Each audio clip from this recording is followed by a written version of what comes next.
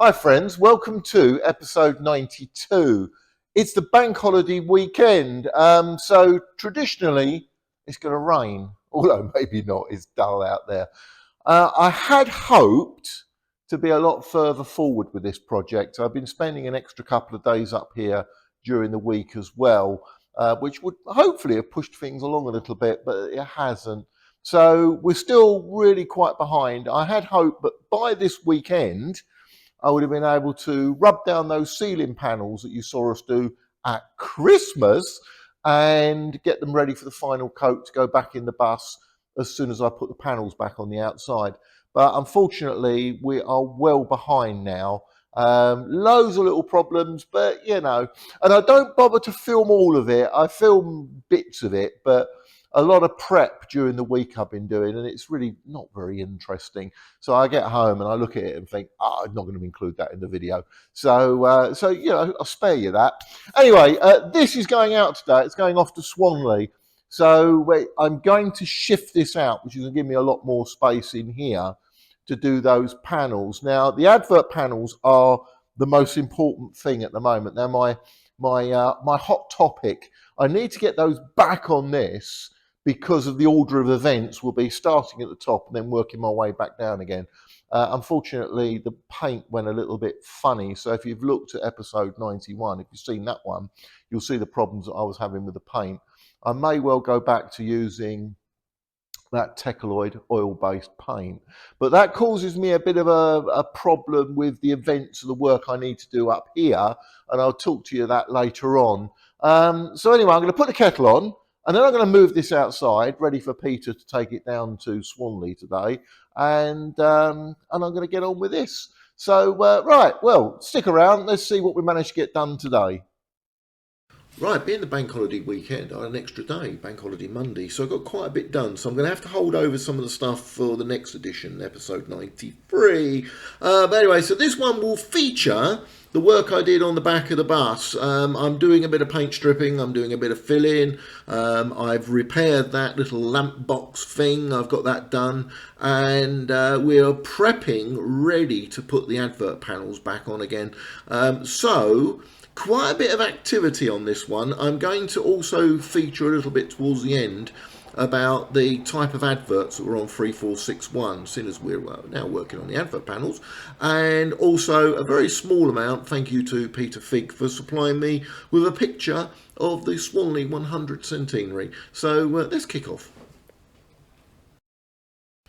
Right, shall we kick off with this lovely photograph from John Parkin, who didn't live too far away from Croydon and was able to get a number of photographs of 3461 in service. Although it's a black and white shot, this is it in the National Bus Company livery. We didn't see many pictures of the bus rear, so it's very useful for me in knowing what the adverts look like. I probably might have a little chat about that later on. But anyway, here is the rear of the bus, and this edition, we're starting at the back. Right, so this is the very last of the MBC green. Well, I'm probably going to find a few pockets of it somewhere else on there. But anyway, these are the rear advert panels and the little white band. So all of that paint needs to come off, including that round the destination blind and the side blind and the rear blind. So anyway, you'll notice on there's a few little dents. And the offside one had a horrendous number of dents, including one quite big one, as a result of which it's going to need a lot of filler to go in there.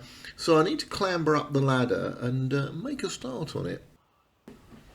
You can tell it's a warm day. I'm not wearing my overalls. Actually, the higher up you go in the shed, the warmer it gets, especially when the sun is out, so it can be quite intolerably warm up there. But it's very useful because filler goes off very quickly. So here I am filling some of the dents. Now, I know Brian Watkinson will say, we never did that at Aldenham, but yeah, perhaps not. But I have found filler on the bus in some places where you probably wouldn't expect it to be. In fact, one was actually over the first window pan number 1. On the near side, or window pan A, I don't know which way you put it. But anyway, so here I am shoving on some filler. So what I'm going to do is I'm going to rub that down. Anything I can't rub down, I'm going to use paint stripper on, which is a god-awful stuff. Right, so on Saturday afternoon, I'd actually put some paint stripper on here and left it overnight, and it's a good little thing because it works overnight and it gets off all the paint. Well, you have to keep going at it and going at it and going at it. But anyway, here we are. So I'm scraping off as much of the paint as I can from around this frame. Now, the reason I haven't put the new panels on just down below is that this stuff sort of goes everywhere, and when it falls down, if whatever it lands on, it's still active, so it can end up taking the paint off. So I don't really want it to go down. The other thing I need to do is keep it away from the filler as well, because it doesn't like filler, or the filler doesn't like it, if you see what I mean. So what I'm going to do is, where I've got those, it looks like really badly filled, where I've got that filler on the left hand side of shot, I'm going to rub that down so there'll be quite a large margin. Probably won't need to use paint stripper on that, but you do have to use paint stripper around these window panels and things. So there we are. You can see there's a little bit of paint stripper's just fallen down there, so you see what I mean, it just gets everywhere. Anyway, so so that leaves me with a scraper. It's a really boring job, but it gives you a chance to sort of have a think about what else can I do. I wonder if I'll be able to get those advert panels up on the near side. Maybe that's what I'm thinking of, or perhaps even thinking about putting the kettle on, I don't know. But there we are. So that's me scraping off paint. How exciting can it get? Well, here's an example of a rather nasty dent on the back corner panel. This is the advert panel. Now, what's happened here is it looks like it's been reversed into something, and it put quite a deep dent in it. Probably too much for a load of filler, or you could probably get away with it, but anyway. So what I've done is I put self-tappers in there and then used a claw on a hammer to pull the dent out as best as possible, and I've rubbed around it with the sander. You can see the other three, those little patches down there. What I do is I mark up on the paint with a marker pen, so I know where to put the filler. But the trouble is, it becomes almost invisible when you take all the paint off. Right, well, sticking with the theme of paint removal, here's a nice little kaleidoscope or history. It's a bit like looking through a tree trunk, isn't it, to see how many years. Right at the very bottom there, for some reason I can't see any primer on there, but there must have been primer. There's a light green, which I assume is an undercoat, and then a Lincoln green, then what Oldham used to use is like a pink chromate paint. Then more Lincoln green and more layers of Lincoln green, and finally, although it's barely visible now, but the NBC green. On that panel, it looks a little bit like the old metal moth have got into it. It's not as bad as some of the other panels I've seen. And also on that strip that runs down just to the left there, that is not rust. Some of it's rust, but most of it is mastic. And the idea of that mastic was to prevent water ingress into the frame. Problem is, it dries out, it becomes rock solid like concrete, and it's practically useless when it's in that condition. Because the ideal thing really is, because the body flexes, you really want it to remain sort of elastic, but it doesn't. So I'm going to have to chip that out with the chisel. Maybe use the air tool on it. I've got like a special tool that scrapes things off, so I might use that on it. And you can see the sort of the general state of the rest of that bodywork around there. Now the thing right at the very top, that's a copper strip. Now that does the work of mastic, and it sandwiches between two panels. If you imagine like a roof tile on your house, you'll have one overlaps the other. So what happens is the panel that's just above that will overlap over that strip, and then the bottom of the strip will then overlap over the top of the next pan, and it goes all the way around the bus, although it was missing below the advert panels. So I had a little chat with Brian online, and Brian suggested reinstating it. So what I've done is I've actually got some spare copper which I ordered up, so I've got just about enough to do it, but I reused for the advert panels. I've reused the old bit of an old script that came out from somewhere else on the bus. So there we are. So that's what that is at the top there. So yeah, a little history of the bus there. Quite fun. Right, so undoubtedly this is going to be a job that's going to go on for a while, unfortunately, and I've got to do this before I put those panels back on for the reasons I explained just now. So here I am doing a little bit of rubbing down with the orbital sander. The back of the bus is, although it's a priority, it's fairly low priority because I've got a lot of other stuff I need to be getting on with. So I'm going to come back to this every now and then. The only problem was I created so much dust rubbing all that filler down, which I did on the other side of the bus, on that offside corner, that I covered poor Peter Figgs 1804 with white dust and went absolutely everywhere. So on Sunday or Saturday morning rather, when he took the bus out, I had to wash it off before he went off to Swanley Bus Garage. So so there we are. Right, so a job for the future, I think, that one there.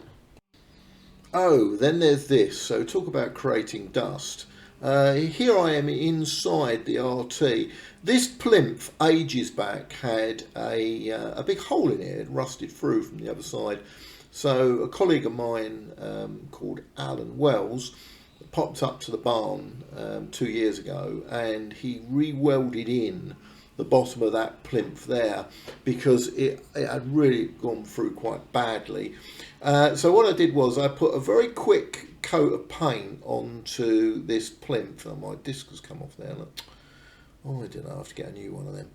Right. So anyway, so yeah. So I put one very thin coat of brown paint on the plinth with the intention of coming back to it about 6 months later, which in actual fact now is 2 years later, and rubbing it down and putting a final coat on. Now the reason I'm doing it now is the near side of the bus is out, and I'm going to have to spray this. So this is probably ideal with so much of the bus exposed, and I need to do this now before I put the ceiling in, because if I start spraying inside the bus, I'm going to have to mask up the ceiling as well, and I've spent so much time getting that ceiling right.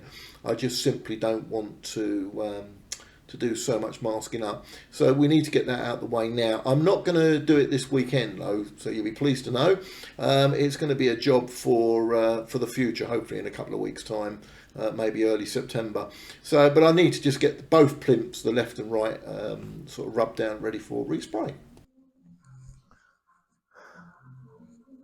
I bet you didn't notice, I put my new overalls on.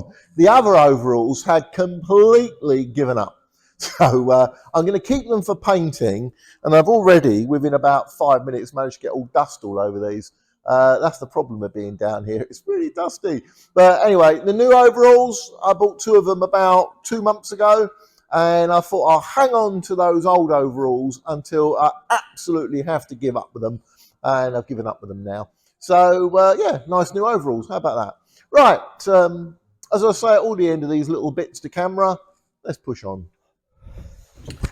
Right, Saturday is a big day for 1804. Peter Figg, who owns 1804, was taking it to Swanley to use it on the local bus service. He was up a couple of weekends back, you might remember, when he got a flat tyre, and he washed it down. Unfortunately, of course, I've been around with a sander in the barn, and it looks like it's been snowing on his bus. So I need to get it out and give it a bit of a wash down outside. So by removing it, it gives me a little bit more space inside the shed. Plus the fact all Peter needs to do is just to set off from outside. Now, most people on a Sunday, they wash their cars. And then again, some of us have buses to wash. So yeah, it's going to be a bit of a struggle getting onto the bonnet now with these. I'm sort of... Years ago, I would have hopped up on there in half the time it's taken me to do it now. Plus the fact I've not got my overalls on, so I don't really want to spoil my clothes. But anyway, so there we are. I'm going to give his bus a very quick wash down, so it doesn't look like it's been in a snowstorm on its way down to Swanley. Okay, so looking fairly decent. 1804 sets off for the Swanley Garage Centenary event, and it's going to be used on the shuttle service between the car park and the bus garage. So there's Peter giving us a wave goodbye, so hopefully he's having a really good day down there. I'll do a little bit of that in a minute, but Peter's bus was the only bus to actually go out the shed, although we did manage to pull some of these out on Sunday. And the reason for that was we had Mark Davis and Peter Veers turn up on Sunday to tidy up barn 2. Yeah, I should really do it with barn 1 actually, although it's going to probably take me several months given the mess in there. But anyway, I thought I'd look while they were out. I'll take this this picture of the bus rears. There you go, 3 buses sitting outside. Right, with 1804 out the way, I've now got loads of space in the barn to play with. You might remember the other week I had a horrific problem with the new paint that I tried to use.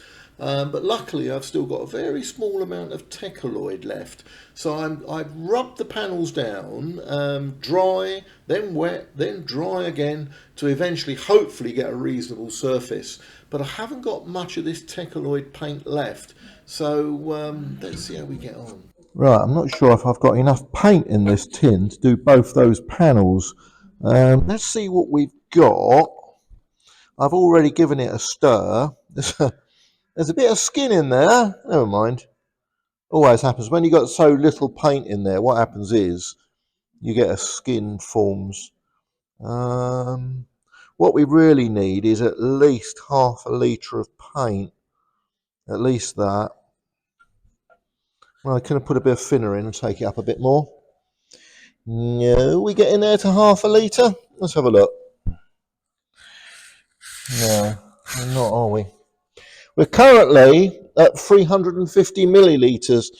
There's a bit more in here, in this filter, so we might just get that, but it's a minimum.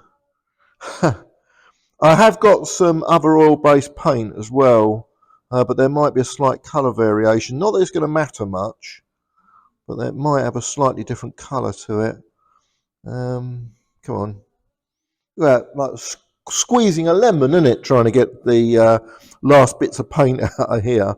I do this with a spray gun as well, actually. I take all the paint out of the spray gun before I clean it, because the more paint you get out of the spray gun, the less cleaning you have to do. I know it sounds surprising, but paint is an absolute sod for making a mess.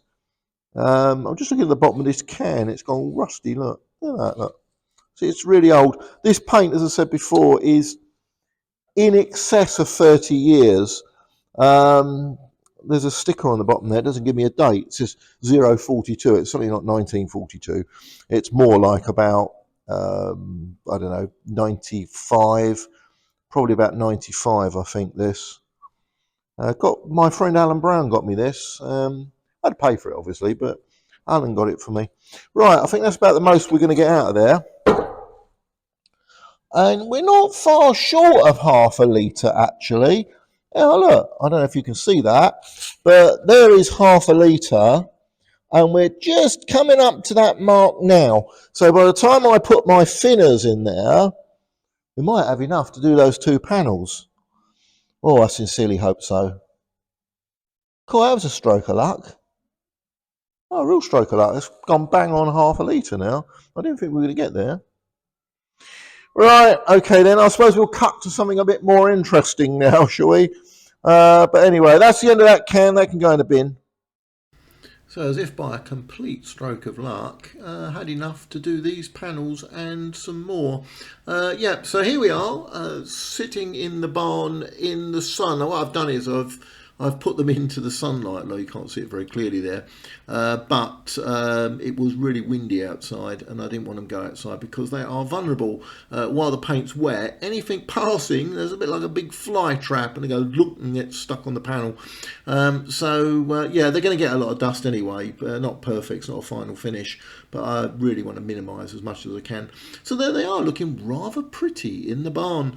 The spare bit of paint that I had, I managed to do all these bits. There's some of that sort of advert stripping, and there's some other bits and pieces there, some of the beading and a few other little bits and pieces, and that finished all that Tekaliod off, so it's all gone now. Lovely paint, a really lovely paint. I will you know, these older paints are beautiful and I've got used to this Tekaliod, and it's sad to say goodbye to an old friend, so I've got to get used to something else.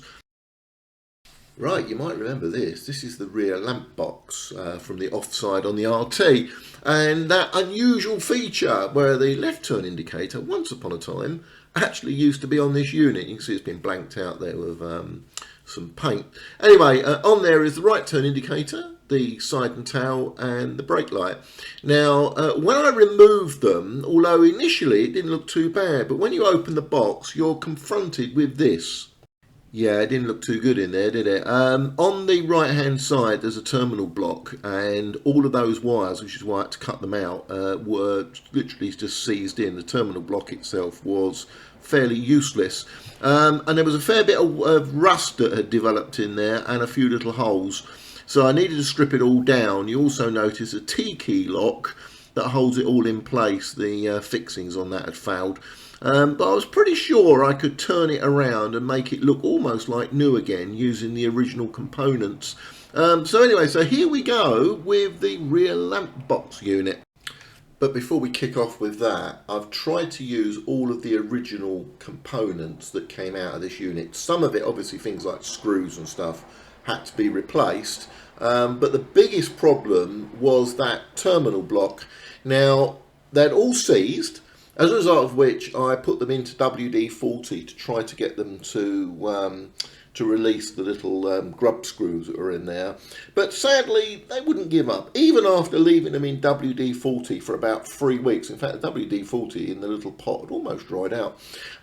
Anyway, luckily, Peter Veers, who's been buying up some Routemaster bits to get his Routemaster back on the road, came across this. Now, this is a block from the dashboard of a Routemaster, and it's exactly the same little blocks as used on the RT. So hurrah! Now the problem with that initial block is that where it is exposed to the elements. It's probably not a very good place to put a terminal block. Perhaps they should put it somewhere else in the box. But anyway, luckily I can now get on with putting this little thing back together again. So this is that terminal block now with the parts borrowed from that Routemaster bit. Thanks very much to Peter. Now on the top right hand side of shot, that will become the negative terminal. I hadn't got a washer for that, unfortunately, so I had to use that slightly bigger one, which I wasn't too happy about. But anyway, that's done. The board that it sits on, that's the original board. It's a little bit manky, but it's about the best I can do. And just below is a new sheet of rubber that I made, which sits underneath the board. The terminal connectors actually go through the board to a little sort of circular nut thing on the back, as a result of which it was a little bit close to the metal work, so it wasn't sufficiently recessed. So I've made this little bit of rubber, and that will sandwich between the connectors and the body of the box. So there we are. Right, so it's now time to start on the box. So it's time to get all that paper off. That's some old newspaper that goes back years. I found it in the shed and I thought I'll use that.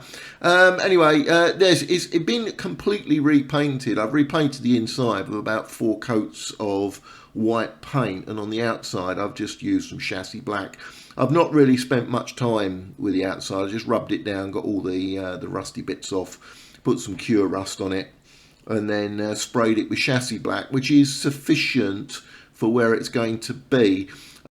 So all I've got to do now is to put the thing back together again. I've taken all these contacts out. These are little contacts that go in this the light socket.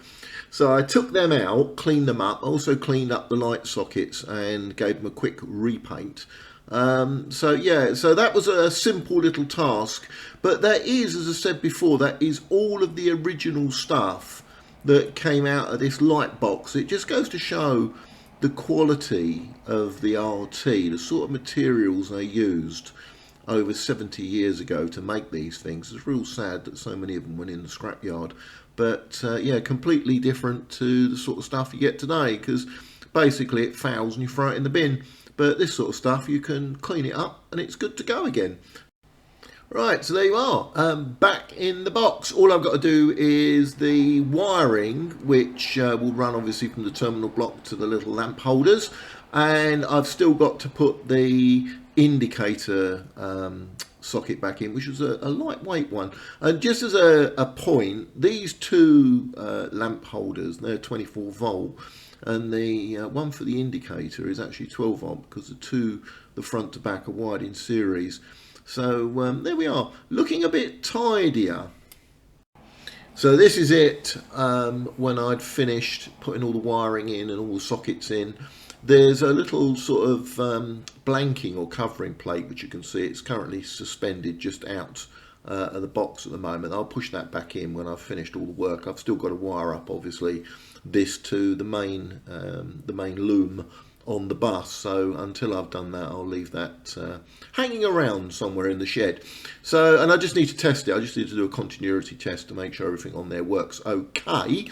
And I've still got the little lid thing to put back.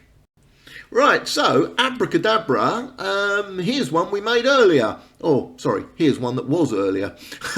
So that's the original box that came out a couple of weeks back, or maybe a month or so. I can't remember now, I lost track. I've still got to put the lid back on. The lid is finished, it just needs to go back into place. And I've obviously got to wire it up to the main loom on the bus. So that's quite a transformation, and I'm really pleased at how well that's come out. So yeah, just need to get it back on the bus, test it, and then I'll be well happy with that. Right, before we wrap on this one, I thought I would raise the topic of adverts. Buses always look a lot more real when they've got adverts on them, and in fact I think at Aldenham the vast majority had adverts fitted before they were sent to garages, so it's quite rare to see a bus out on the road without adverts.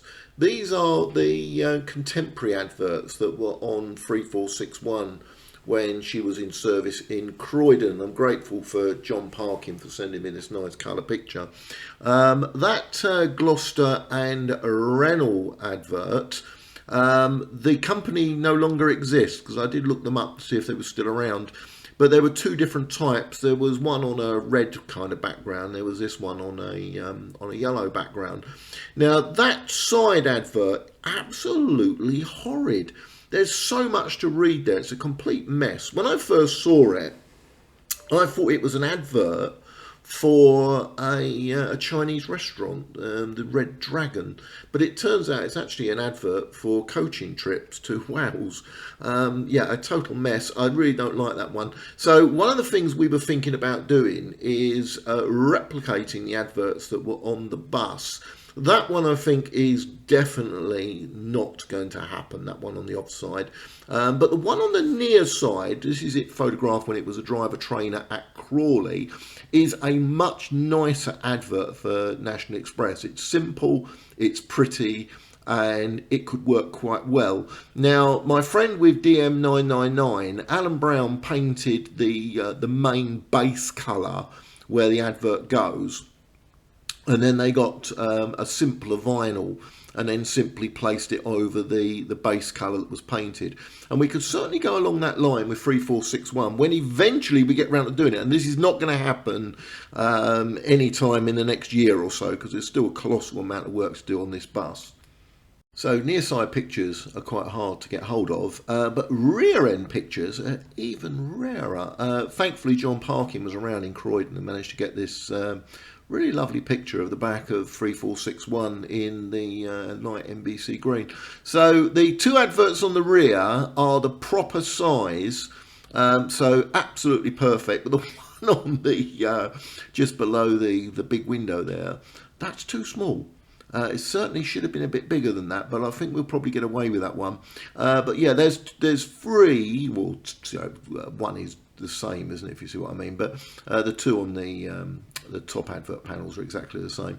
But the one below, so there's three adverts that we can replicate without any problems, and you can just about see that that nice National Express advert on the side, which is looking a lot tidier than it did in the previous shot. So yeah, I think that's definitely doable, and I do like those free adverts.